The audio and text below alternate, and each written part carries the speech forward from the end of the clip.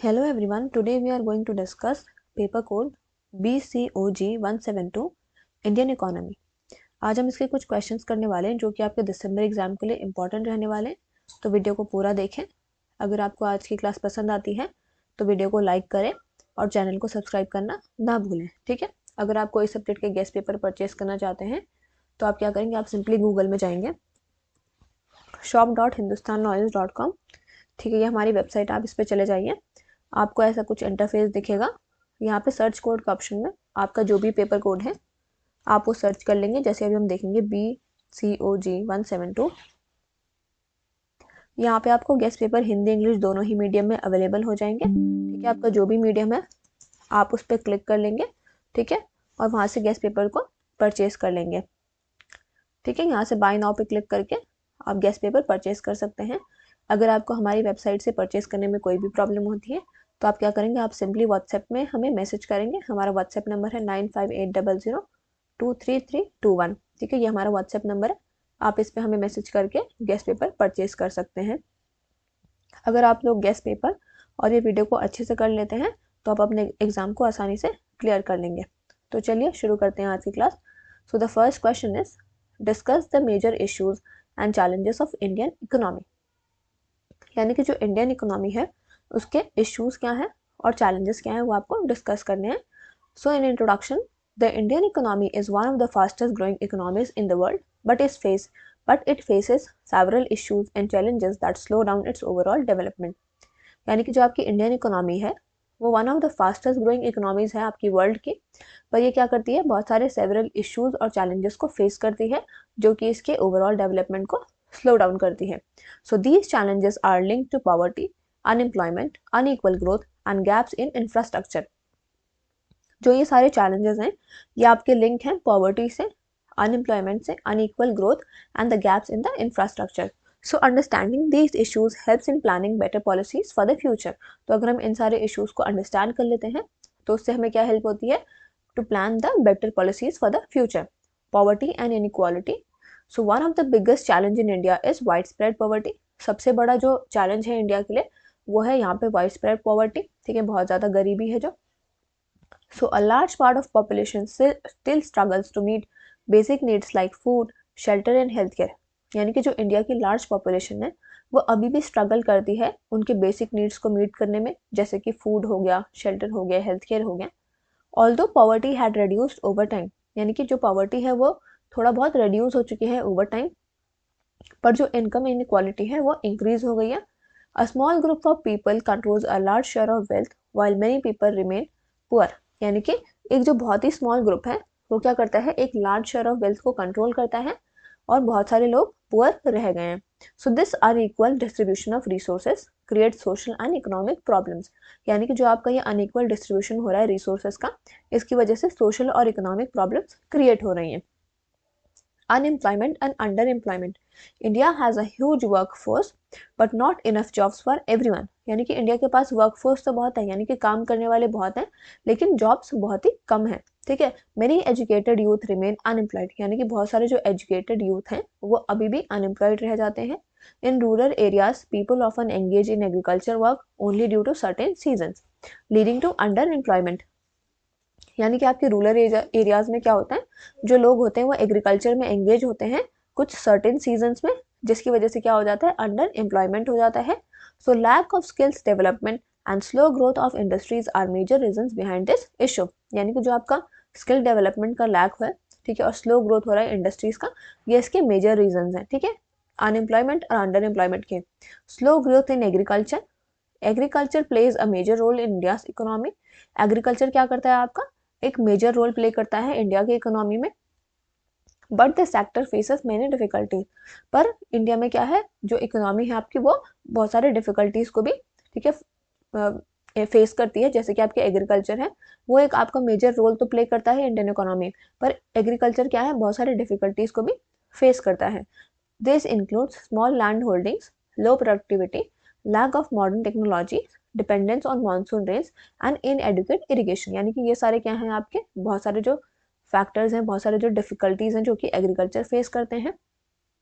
Farmers often face financial crisis, farmers जो होते हैं आपके फाइनेंशियल क्राइसिस को फेस करते हैं। जिसकी वजह से क्या होता है, जो रूरल इकोनॉमी है वो इफेक्ट होती है as a whole. Inflation, rising prices of essential goods like food, fuel and medicine create pressure on the common people.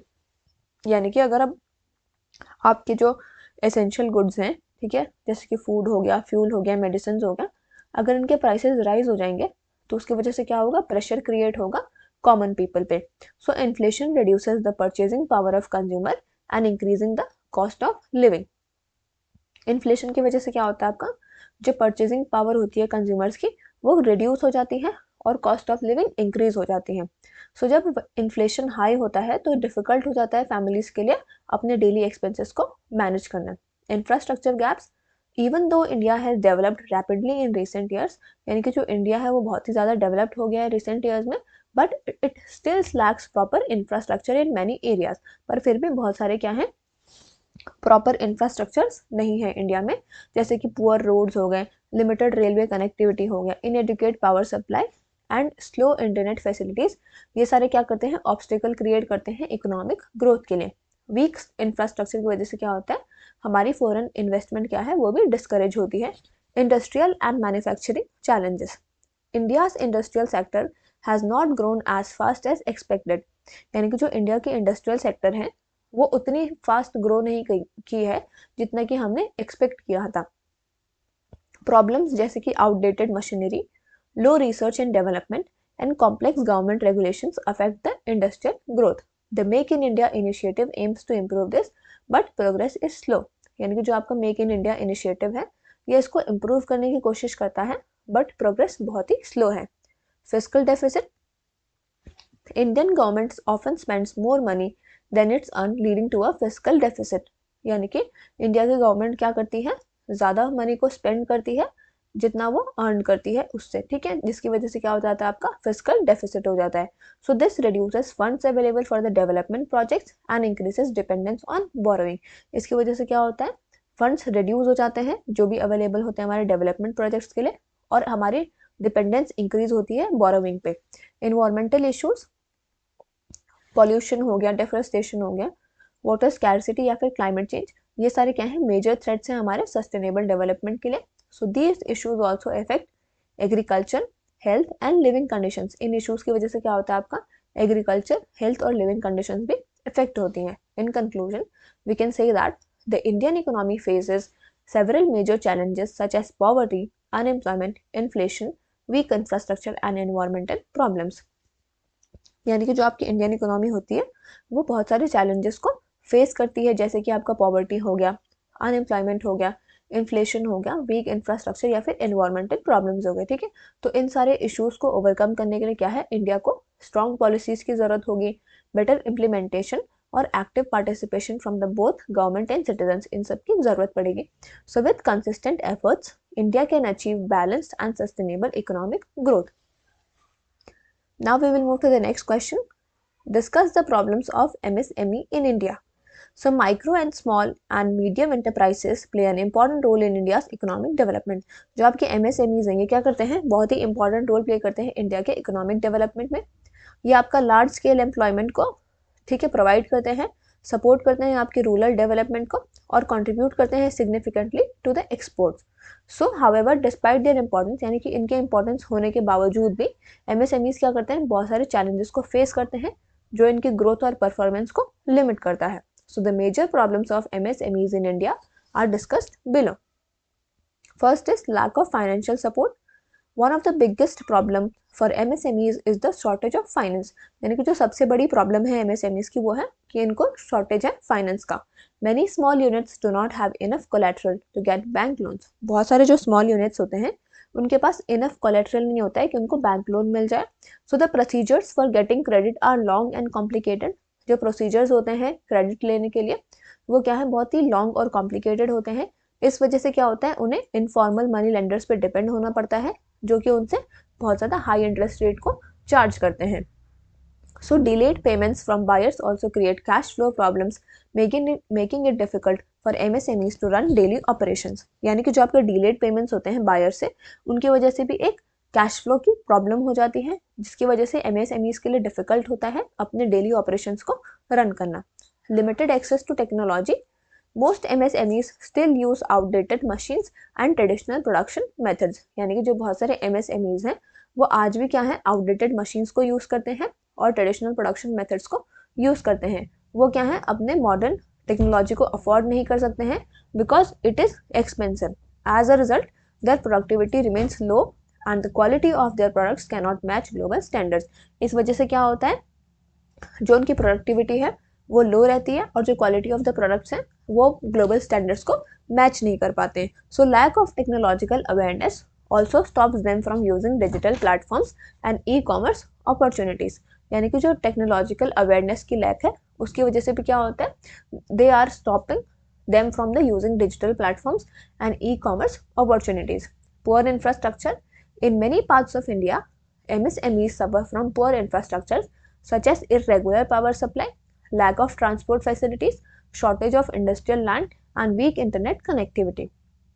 यानी कि इंडिया के बहुत सारे पार्ट्स में क्या है, MSME सफ़र करती हैं पुअर इंफ्रास्ट्रक्चर से, जैसे कि आपका इरेगुलर पावर सप्लाई हो गया, लैक ऑफ ट्रांसपोर्ट फैसिलिटीज़ हो गई और shortage of industrial land and the weak internet connectivity हो गया।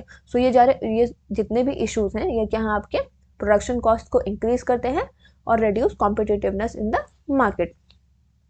Shortage of skilled man power.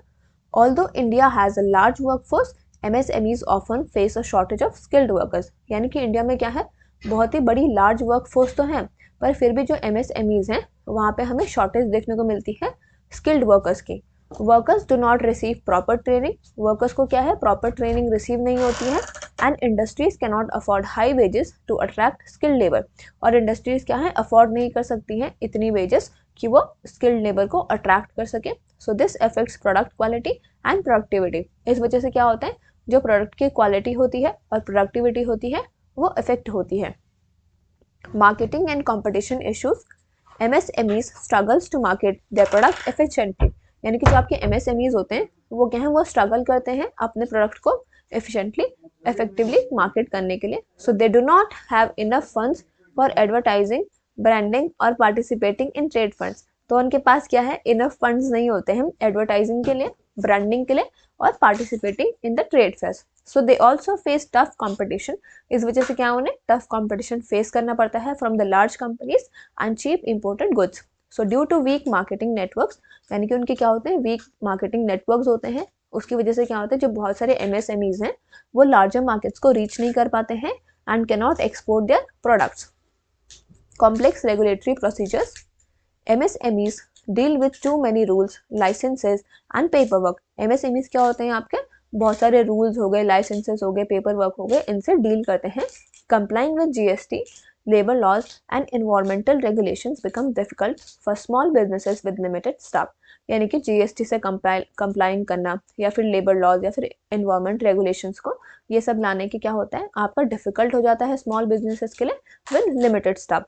So bureaucratic process often leads to delays and extra cost. Problems in procurement of raw materials. MSMEs face issues in obtaining raw materials at reasonable prices. MSMEs क्या करते हैं, issues face करते हैं to obtain the raw materials at a reasonable price. Large firms buy in bulk and get discounts but small firms cannot. यानी कि जो large firms होते हैं आपके, वो क्या करते हैं, बल्क में बाई करते हैं जिस वजह से उन्हें डिस्काउंट मिलता है, बट स्मॉल फर्म्स क्या है, they can not afford.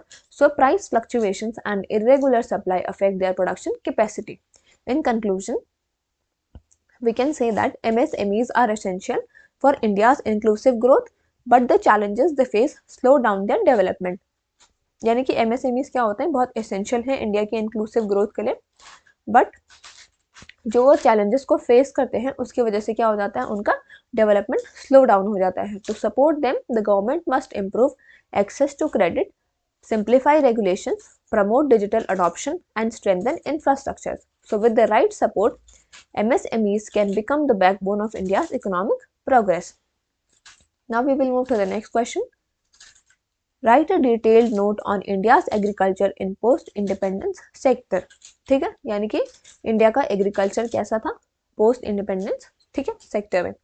So agriculture has been the backbone of India's economy since 1947. यानी कि एग्रीकल्चर कब से इंडिया का बैकबोन है, इंडिया की इकोनॉमी का बैकबोन है आपका since the independence in 1947. So the post independence period brought many changes, challenges and improvements in this sector. यानी कि इंडिपेंडेंस के बाद क्या हुआ है, इस सेक्टर में बहुत सारे चेंजेस आए हैं, बहुत सारे चैलेंजेस आए हैं और बहुत सारे इंप्रूवमेंट्स हुए हैं. So the government introduce several policies. Government ने क्या किया है, बहुत सारी पॉलिसीज को लाया है ताकि वो क्या करें, प्रोडक्शन को इंक्रीज कर सकें, फार्मर्स की लाइफ को इम्प्रूव कर सकें और कंट्री को सेल्फ सफिशिएंट बना सकें in food grains. So the following points explains the major development in Indian agriculture after independence. Land reforms. One of the first steps taken after the independence was land reform. यानी कि independence के बाद क्या हुआ, जब सबसे पहला step लिया गया था वो आपका था लैंड रिफॉर्म का. Government focused on abolishing the zamindari system. Government ने क्या किया, फोकस किया जमींदारी सिस्टम को अबॉलिश करने में. Giving ownership rights to tenants, यानी कि टेनेंट्स को क्या दिया, ओनरशिप राइट्स दिए. And imposing land ceilings to prevent the large land holdings. So these reforms aim to provide land to the landless and reduce exploitation. तो इन reforms की वजह से क्या हुआ, इनका एम था आपका कि यह लैंड प्रोवाइड करे जो भी लैंडलेस हैं और एक्सप्लॉयटेशन को रिड्यूस करें. Although implementation varied across states, land reforms helped improve social justice in rural area. यानी कि इम्प्लीमेंटेशन क्या हुआ, वैरी हुआ अक्रॉस द स्टेट, बट जो लैंड रिफॉर्म्स थे उन्होंने हेल्प किया, ठीक है, इम्प्रूव करने में social justice in rural areas. Green revolution. The Green Revolution of the 1960s was a major turning point in India's agriculture. यानी कि जो आपका ग्रीन रेवोल्यूशन था वो एक मेजर टर्निंग पॉइंट था आपके इंडियन एग्रीकल्चर के लिए. High yielding varieties of seeds, chemical fertilizers, pesticides and modern irrigations were introduced. यानी कि HYV सीड्स को इंट्रोड्यूस किया गया था, केमिकल फर्टिलाइजर्स, पेस्टिसाइड्स और मॉडर्न इरिगेशन सिस्टम्स को इंट्रोड्यूस किया गया था. स्टेट्स जैसे कि पंजाब, हरियाणा, वेस्टर्न यूपी, यहाँ पे हमें, ठीक है, ह्यूज राइज देखने को मिला वीट और राइस प्रोडक्शन में. एज रिजल्ट क्या हुआ, इंडिया शिफ्ट हुआ from a food deficient to a food surplus nation. So however it also created regional imbalance. यानी कि रीजनल इम्बैलेंस तो क्रिएट हुआ था एंड एनवायरमेंटल इश्यूज जैसे कि soil degradation, expansion of irrigation and modern technology. Government ने क्या किया, बड़े बड़े मेजर डैम्स को बनाना शुरू कर दिया जैसे कि Bhakra Nangal dam, Damodar valley and Hirakud to expand the irrigation facilities. Tubewells and canal system को इम्प्रूव किया गया ताकि वाटर अवेलेबिलिटी इम्प्रूव हो. Introduction of tractors, harvesters and improve tools modernize the agriculture. यानी कि जो ट्रैक्टर्स थे, हार्वेस्टर्स थे और इम्प्रूव टूल्स थे उनको इंट्रोड्यूस किया गया, ठीक है, एग्रीकल्चर को मॉडर्नाइज करने के लिए. These changes helped increase productivity. In changes की वजह से क्या हुआ, प्रोडक्टिविटी आपकी इंक्रीज हुई और dependence on the monsoon rains decreases. So agriculture research and education. Many agricultural universities and research institutions were established. यानी कि बहुत सारे एग्रीकल्चर यूनिवर्सिटीज और रिसर्च इंस्टीट्यूशन स्टैब्लिश किए गए थे जैसे कि Indian council of agriculture research. Research improve seed quality. Research की वजह से क्या हुआ, आपका सीड क्वालिटी इम्प्रूव हुई, क्रॉप पैटर्न्स और फार्मिंग टेक्निक्स भी इम्प्रूव हुए. Extension services educated farmers about scientific farming, pest control and soil health. Minimum support price and marketing reforms. So to protect farmers from price fluctuations, the government introduced minimum support price for important crops. यानी कि farmers को price fluctuation से बचाने के लिए government ने क्या किया, आपका मिनिमम सपोर्ट प्राइस को इंट्रोड्यूस किया फॉर द इम्पॉर्टेंट क्रॉप्स.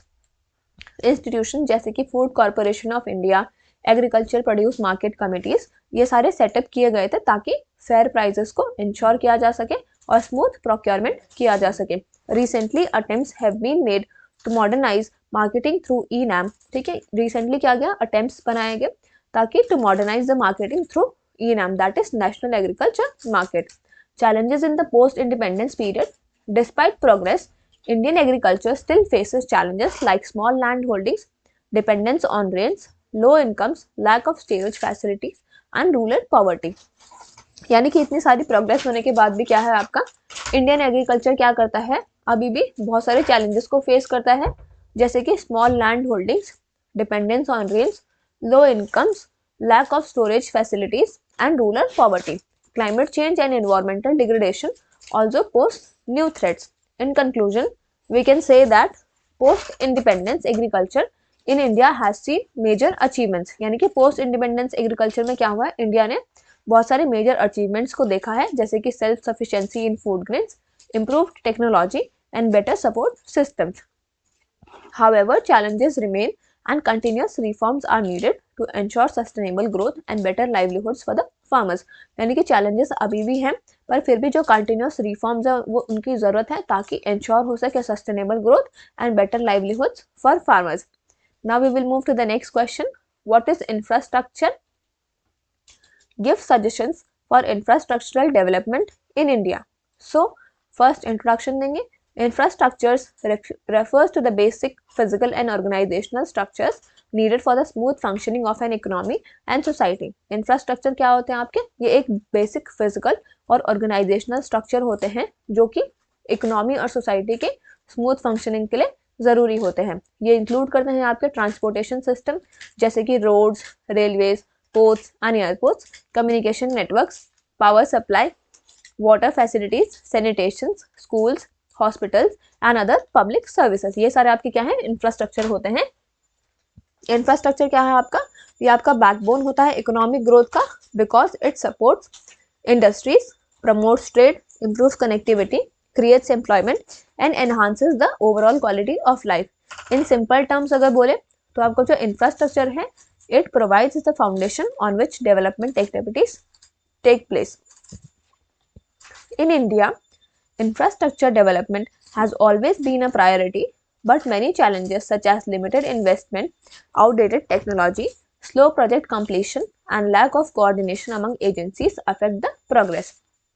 यानी कि इंडिया में क्या है आपका जो इंफ्रास्ट्रक्चर डेवलपमेंट है वो हमेशा से ही प्रायोरिटी रहा है, पर बहुत सारे चैलेंजेस की वजह से जैसे कि limited investment, outdated technology, slow project completion और lack of coordination among the agencies आपकी प्रोग्रेस को इफेक्ट करते हैं. तो एक सस्टेनेबल और इंक्लूसिव ग्रोथ को अचीव करने के लिए इंडिया को क्या है? India needs strong and modern infrastructures. So suggestion for infrastructural development in India. Increase public and private investment. India must increase government spending on infrastructure projects particularly in rural areas. India को क्या करना चाहिए? अपनी government spending को increase करना चाहिए infrastructure projects पे, particularly rural areas में. Public private partnerships should be encouraged to attract private investment. Public private partnership क्या होनी चाहिए? एनकरेज होनी चाहिए ताकि वो अट्रैक्ट कर सके प्राइवेट इन्वेस्टमेंट को. Clear policy guidelines and risk sharing mechanism will help boost investor confidence. Strengthen transportation networks. Better roads, faster railways, improved ports and efficient airports are essential. यानी कि better roads हो गए या फिर अगर रेलवे फास्टर होंगे, ports improve होंगे, efficient airports होंगे, तो ये सारे क्या हैं? एसेंशियल हैं आपके. ठीक है. So India should focus on expanding highways under schemes like Bharatmala, modernizing railways with high speed trains and dedicated freight corridors and upgrading the ports under the Sagarmala project. So rural roads must be also improved for smooth connectivity. तो rural roads को भी क्या करना चाहिए? Improve करना चाहिए ताकि smooth connectivity बनी रहे. Promote digital infrastructure. Digital connectivity is crucial in today's economy. यानी कि आज की इकोनॉमी में डिजिटल कनेक्टिविटी बहुत ही इंपॉर्टेंट है. अगर हम अपने ब्रॉडबैंड नेटवर्क्स को एक्सपैंड करेंगे, इंटरनेट स्पीड को इंक्रीज करेंगे और 5G सर्विसेज को प्रमोट करेंगे, डिजिटल एक्सेस को इंश्योर करेंगे रूरल एरियाज में, तो उससे क्या होगा? इंडिया ग्रो होगा in education, health, governance and business sectors. Improve power and energy infrastructures. India should invest more in renewable energy such as solar, wind and hydropower, strengthening transmission and distribution systems, reducing power losses and ensuring uninterrupted electricity supply will support industries and household. यानी कि India को क्या करना चाहिए? ज़्यादा से ज़्यादा renewable energy में इन्वेस्ट करना चाहिए, जैसे कि आपके सोलर एनर्जी हो गई, विंड एनर्जी हो गई, हाइड्रो पावर हो गई. ठीक है. इससे क्या होगा? इंडिया क्या कर सकती है? आगे ग्रो कर सकती है. सो develop urban infrastructures. Cities need better housing, water supply, drainage systems, waste management and public transport. Cities को क्या ज़रूरत है? बेटर हाउसिंग की ज़रूरत है, water supply, drainage systems and waste management and public transport की ज़रूरत है. Smart city initiative should be expanded to improve urban governance. Smart city initiatives क्या करना चाहिए? एक्सपैंड करने चाहिए ताकि अर्बन गवर्नेंस इम्प्रूव हो सके and provide clean and sustainable living environment. Focus on social infrastructure. Along with physical infrastructure, social infrastructures like schools, colleges, hospitals, skill training centers and community facilities must be strengthened. यानी कि physical infrastructure के साथ साथ आपका जो social infrastructure हैं जैसे कि स्कूल्स हो गए, कॉलेजेस हो गए, हॉस्पिटल्स हो गए, ये सारे भी क्या है आपको स्ट्रेंथन करने चाहिए। So this will develop human resources and improve social wellbeing. इससे क्या होगा, आपका ह्यूमन रिसोर्स डेवलप होगा और आपका सोशल भी इम्प्रूव होगा। Use modern technology such as GIS mapping, artificial intelligence and digital monitoring systems should be used for better planning, faster constructions and transparent project implementation। यानी कि टेक्नोलॉजी जैसे कि GIS mapping हो गया, आपका आर्टिफिशियल इंटेलिजेंस हो गया या फिर डिजिटल मॉनिटरिंग हो गया, इन सिस्टम्स को यूज़ करना चाहिए ताकि बेटर प्लानिंग हो सके, फास्टर कंस्ट्रक्शन हो सके और ट्रांसपेरेंट प्रोजेक्ट इम्प्लीमेंटेशन हो सके। Ensure environmental sustainability, infrastructure development should be eco friendly. आपका जो इंफ्रास्ट्रक्चर डेवलपमेंट है वो इको फ्रेंडली होना चाहिए। Use of green technologies, proper environmental impact assessments and conservation of natural resources must be ensured. In conclusion, we can say that strong infrastructure is essential for India's economic growth and social development। यानी कि अगर strong infrastructure होगा तो वो क्या है, वो बहुत ही essential है आपकी इंडिया की इकोनॉमिक ग्रोथ के लिए और सोशल डेवलपमेंट के लिए। So with proper investment, modern technology and efficient implementation, India can build a world-class infrastructural system that support inclusive and sustainable progress। ठीक है, तो यहाँ पे आपके जितने इंपॉर्टेंट क्वेश्चंस थे वो कंप्लीट हो गए हैं। ठीक है, आप वीडियो को ज़्यादा से ज़्यादा शेयर करें और चैनल को सब्सक्राइब करना ना भूलें। Thank you.